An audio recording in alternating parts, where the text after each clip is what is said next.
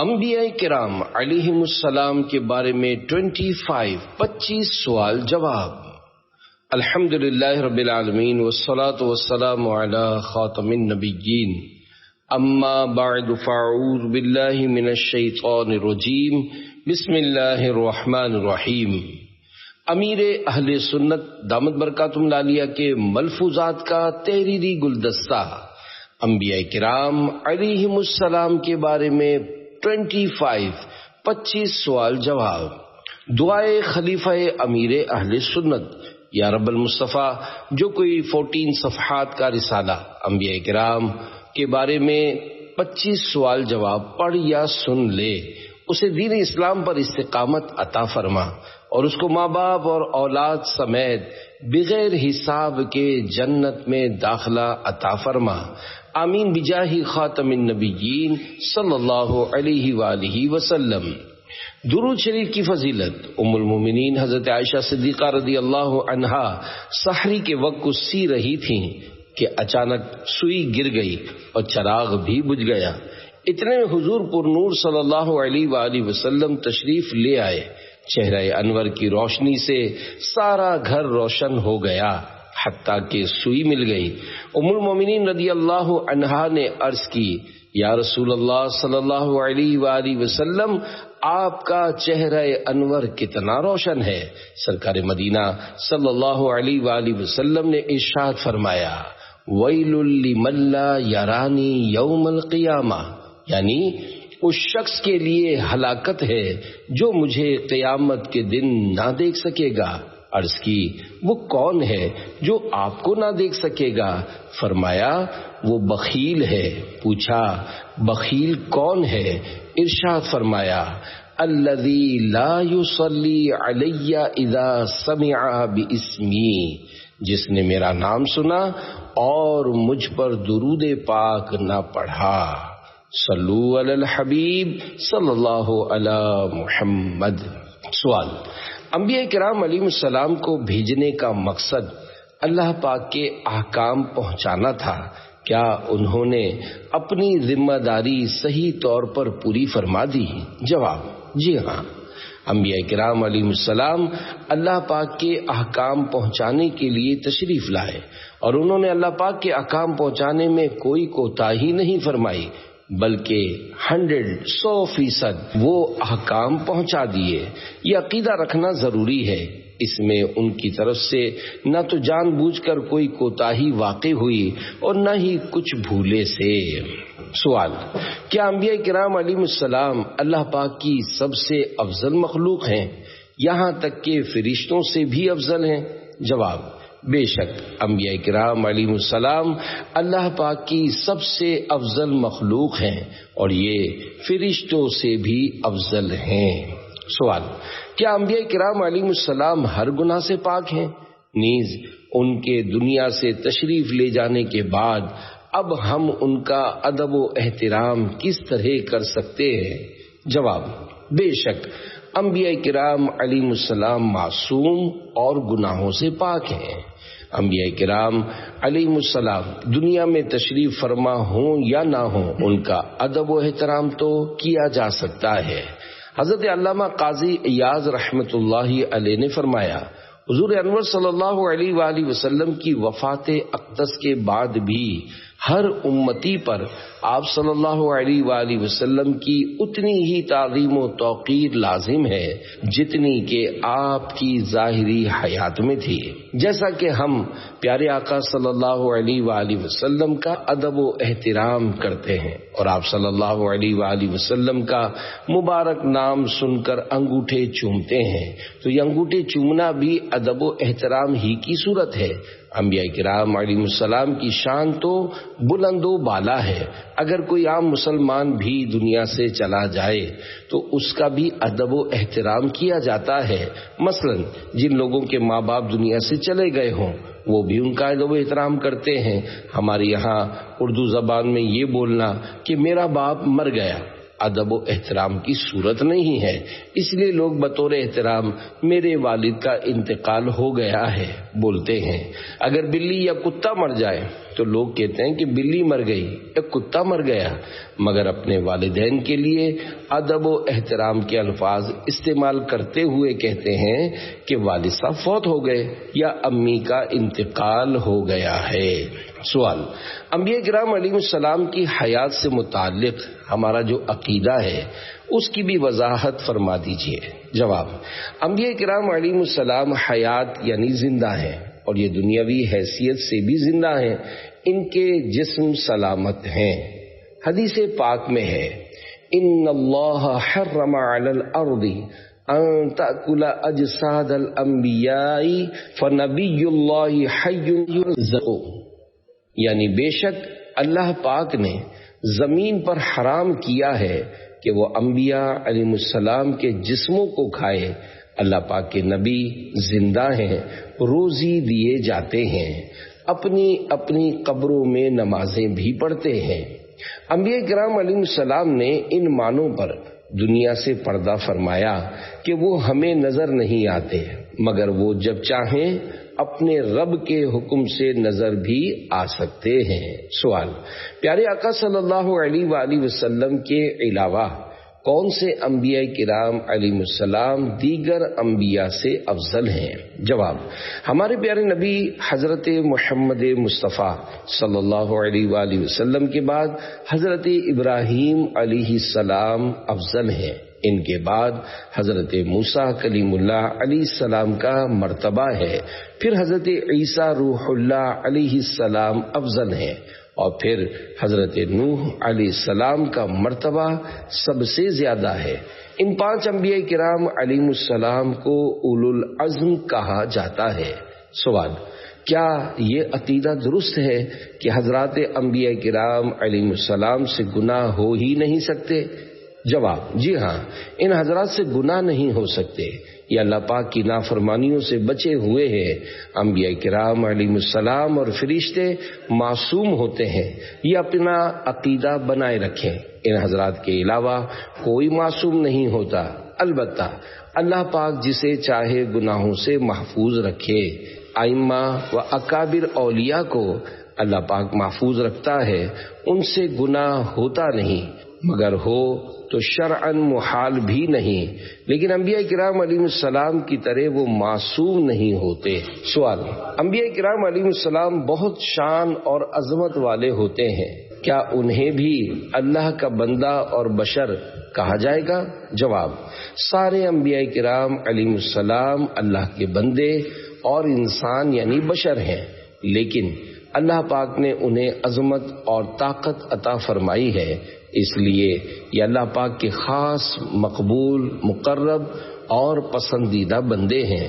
بعض لوگ انبیاء کرام علیہ السلام کو بے ادبی کے طور پر بشر کہتے ہیں کہ وہ ہماری طرح بشر تھے، حالانکہ اگر ایسے لوگوں کو کہا جائے کہ وہ گلی کا بھنگی تم جیسا ہی تو ہے، یا وہ اندھا یا لنگڑا جو گلی میں بھیک مانگتا ہے وہ تمہاری طرح ہی تو ہے، تو انہیں غصہ آ جائے گا۔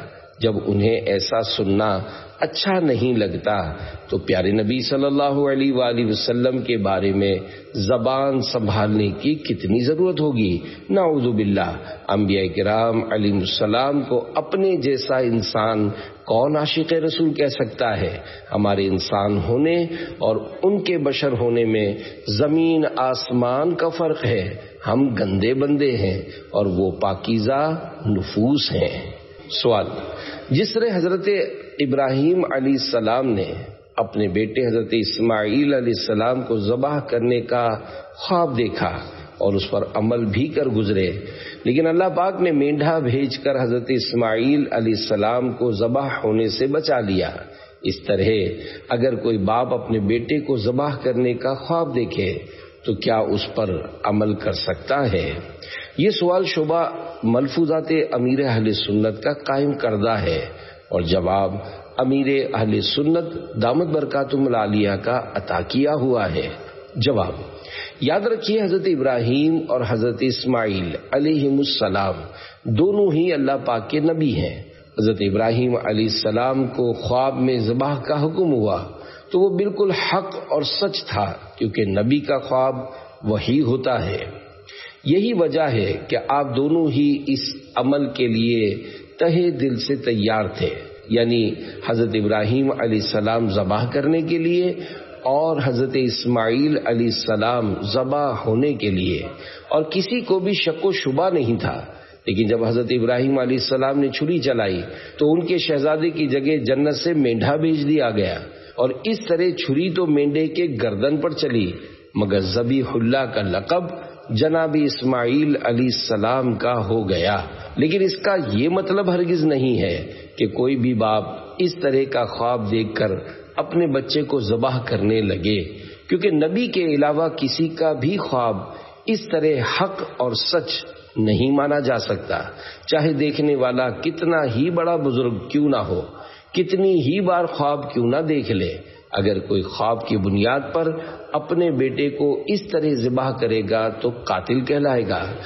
ماضی میں ایسے واقعات ہو چکے ہیں کہ باپ نے اس طرح کے خواب کا دعویٰ کر کے بیٹے پر چھری چلا دی۔ یہ لوگ جہالت کی وجہ سے ایسا کر بیٹھتے ہیں یا ان کا دماغی توازن درست نہیں ہوتا۔ یاد رہے، قربانی کے موقع پر اس بات کا خاص خیال رکھیے کہ چھری وغیرہ یا نوکدار چیز بچوں کے ہاتھ میں نہ آئے، کہیں ایسا نہ ہو کہ یہ کسی کو نقصان پہنچا دیں۔ بچے ناسمجھ ہوتے ہیں، یہ جانور قربان ہوتا دیکھتے ہیں تو خوش ہوتے ہیں، لیکن ان کی طرف سے یہ خدشہ رہتا ہے کہیں یہ کھیل کھیل میں کسی بچے کی گردن پر چھری ہی نہ چلا دیں، لہذا اس طرح کی چیزیں بچوں کی پہنچ سے دور ہی رکھی جائیں۔ سوال: عوام میں مشہور ہے کہ حضرت ایوب علیہ السلام کے جسم مبارک میں بیماری کی وجہ سے کیڑے پڑ گئے تھے، کیا یہ درست ہے؟ جواب: حضرت ایوب علیہ السلام کے جسم مبارک میں کیڑے پڑنے والی بات بالکل غلط ہے۔ کسی کے بدن میں کیڑے پڑنا بہت گھن کی بات ہے، اور اہل سنت کا یہ عقیدہ ہے کہ اللہ پاک کے نبی ہر ایسی بیماری سے محفوظ ہوتے ہیں جس کے سبب لوگ گھن کھا کر دور بھاگیں۔ مشہور مفسر حکیم الامت حضرت مفتی احمد یار خان رحمۃ اللہ علیہ فرماتے ہیں، نبی ایسی بیماریوں سے محفوظ رہتے ہیں، گھنونی گندی بیماریاں انہیں نہیں ہوتی، نامردی، گونگا، بہرا پن، برس، جزام نبی کو نہیں ہو سکتے۔ نبی کے جسم کو تو وفات کے بعد مٹی بھی نقصان نہیں پہنچا سکتی، اس لیے زمین پر حرام کر دیا گیا ہے کہ وہ انبیاء کے جسموں کو کھائے، تو پھر کیڑوں کی کیا مجال ہے کہ وہ حضرت ایوب علیہ السلام کے جسم مبارک کو نقصان پہنچائیں۔ سوال: حضرت خضر علیہ السلام نبی تھے یا ولی تھے؟ جواب: سرکار اعلیٰ حضرت امام احمد رضا خان رحمۃ اللہ علیہ کی تحقیق یہی ہے کہ حضرت خضر علیہ السلام نبی ہیں۔ سوال: کیا حضرت خضر علیہ السلام کھاتے پیتے بھی ہیں؟ جواب: اعلیٰ حضرت امام احمد رضا خان رحمۃ اللہ علیہ فتاوی رضویہ شریف جلد 26 میں فرماتے ہیں، حضرت خضر اور حضرت الیاس علیہم السلام ہر سال حج کو تشریف لاتے ہیں، حج کے بعد آب زمزم شریف پیتے ہیں اور وہی سال بھر ان کے کھانے پینے کو کافی ہو جاتا ہے۔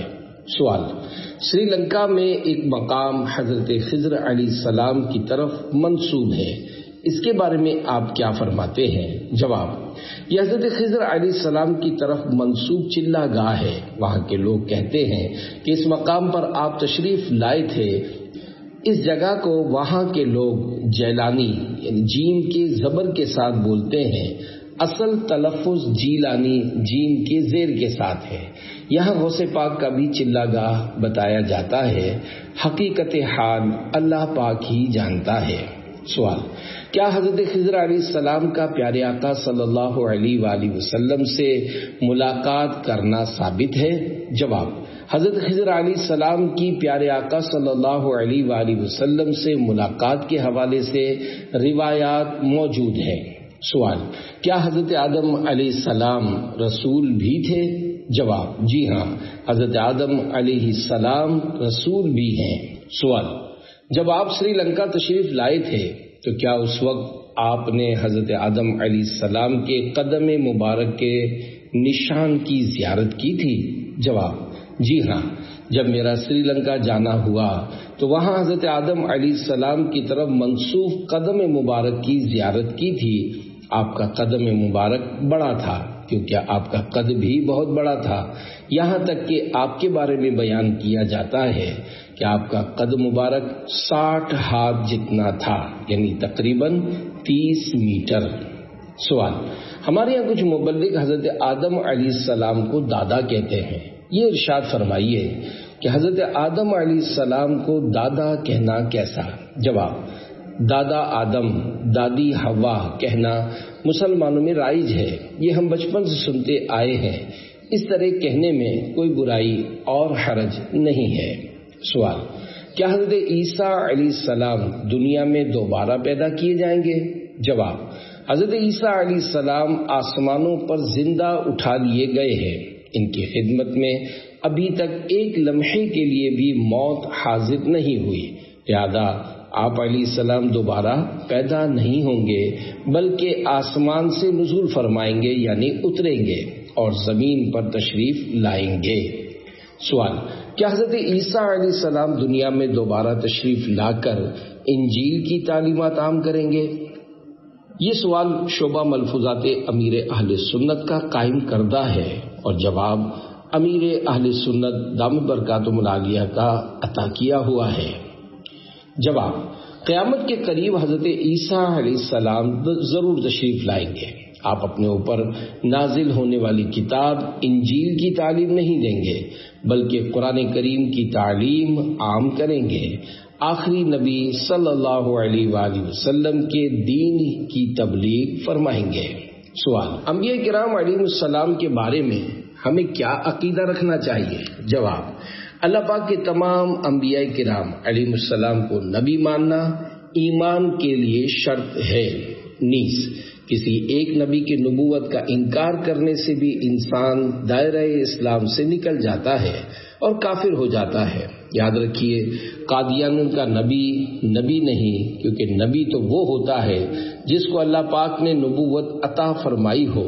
قادیانیوں کا نبی مرزا غلام احمد قادیانی تو جھوٹا ہے، نیز قادیانیوں کے اس جھوٹے نبی پر ایمان لانا کفر ہے۔ اگر کوئی اسے نبی مانتا ہے تو وہ کافر ہو جائے گا۔ سوال: سب سے پہلے اور سب سے آخری نبی کا نام بتا دیجئے، نیز پیغمبر کے کیا معنی ہے؟ جواب: سب سے پہلے نبی ہمارے پیارے آقا صلی اللہ علیہ وآلہ وسلم ہیں، اور سب سے آخری نبی بھی سرکار صلی اللہ علیہ وآلہ وسلم ہی ہیں۔ البتہ دنیا میں تشریف لانے والے سب سے پہلے نبی حضرت آدم علیہ السلام ہیں، اور سب سے آخر میں تشریف لانے والے ہمارے پیارے آقا صلی اللہ علیہ وآلہ وسلم ہیں۔ پیغمبر کے معنی ہے پیغام پہنچانے والا۔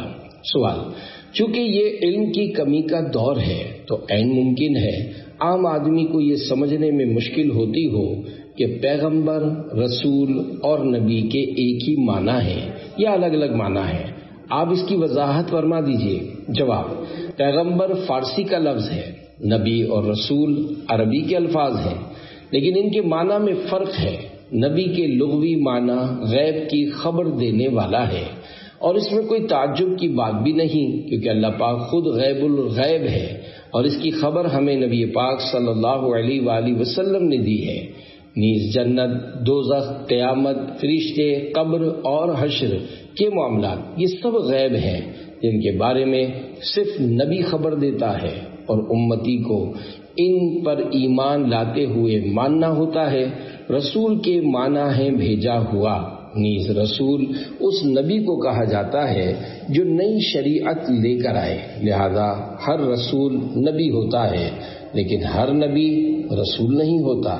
سوال: وہ لوگ جنہوں نے حضور صلی اللہ علیہ وآلہ وسلم کی زیارت ایمان کی حالت میں کی تو وہ صحابی کہلائے، لیکن وہ لوگ جنہوں نے دیگر انبیاء کرام علیہ السلام کی زیارت کی تو کیا وہ بھی صحابی کہلائیں گے؟ جواب: جنہوں نے دیگر انبیاء کرام علیہ السلام کی زیارت کی ہے ان کے لیے صحابی کی اصطلاح نہیں ہے، تمام انبیاء کرام علیہ السلام کے ساتھیوں کی اصطلاح کا معلوم نہیں، لیکن حضرت سیدنا عیسیٰ روح اللہ علیہ السلام پر جو لوگ ایمان لائے اور ان کے ساتھ رہے، ان کے لیے قرآن پاک میں حواری کا لفظ آیا ہے۔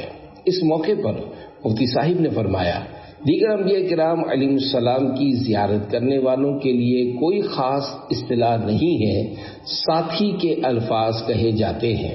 سوال، اطاعت مصطفیٰ سے کیا مراد ہے؟ جواب، اطاعت مصطفیٰ کا مطلب ہے سرکار مدینہ صلی اللہ علیہ وآلہ وسلم کی فرما برداری۔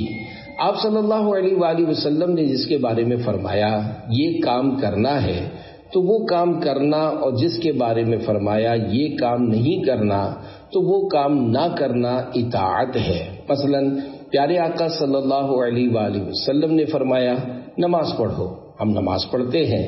آپ نے فرمایا جھوٹ مت بولو، ہم جھوٹ نہیں بول رہے۔ آپ نے فرمایا رمضان مبارک کے روزے رکھو، ہم رمضان مبارک کے روزے رکھ رہے ہیں۔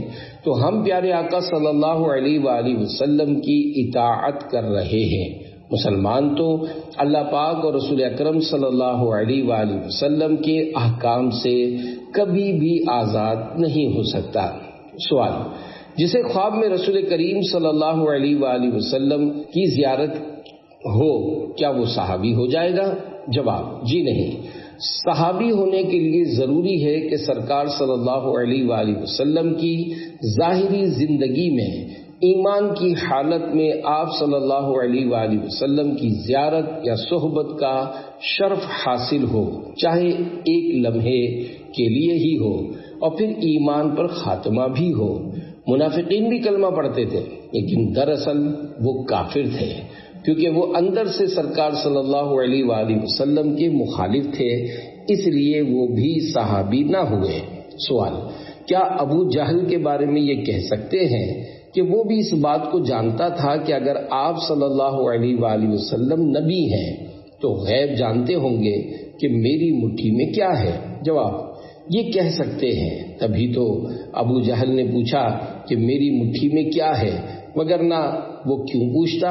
رسول اللہ صلی اللہ علیہ وسلم غیب جانتے ہیں، اس کے ثبوت میں قرآن و حدیث کے کافی دلائل موجود ہیں۔ اللہ پاک نے ہمارے پیارے آقا صلی اللہ علیہ وآلہ وسلم کو بے شمار علوم غیبیہ سے نوازا تھا، جیسا کہ احد شریف کا مشہور واقعہ حدیث پاک میں ہے، جب پیارے آقا صلی اللہ علیہ وآلہ وسلم اپنے 3 صحابہ حضرت صدیق اکبر، حضرت فاروق اعظم اور حضرت عثمان غنی علیہ رضوان کے ساتھ احد پہاڑ پر تشریف لے گئے، اور آپ صلی اللہ علیہ وآلہ وسلم نے اپنا قدم مبارک احد پہاڑ پر رکھا تو پہاڑ کو وجد آ گیا، یعنی احد پہاڑ جھومنے لگا، اس پر زلزلہ آ گیا، تھر تھرانے لگا۔